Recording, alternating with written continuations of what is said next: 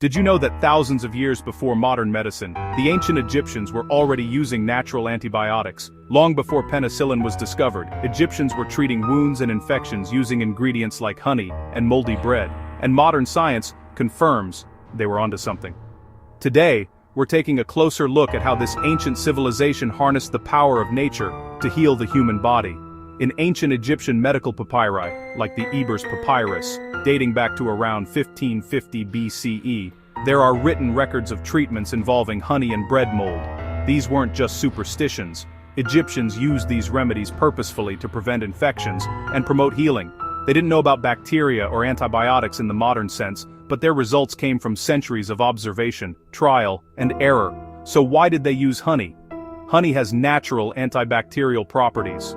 It's low in water content and highly acidic, making it a hostile environment for bacteria.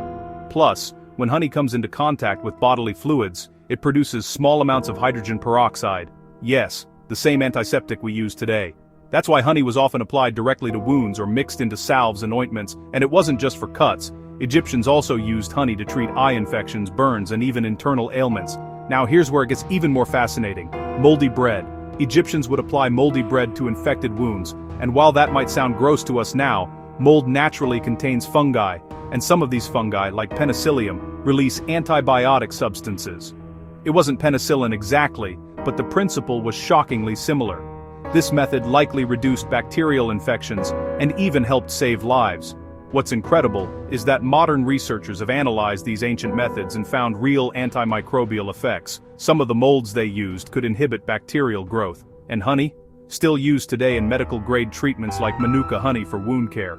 Thousands of years later, we're validating what ancient Egyptians figured out without microscopes or science labs. Their medical knowledge was deeply intertwined with religious belief, nature, and experimentation.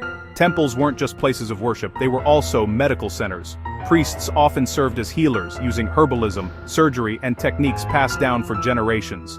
This blend of spirituality and science created one of the most advanced medical systems of the ancient world. So the next time you open a jar of honey or toss moldy bread in the trash, remember, these everyday items were once cutting-edge medicine.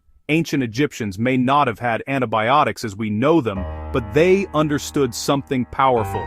Nature can heal, and careful observation can lead to real medical breakthroughs. If you found this journey into ancient medicine fascinating, hit that subscribe button.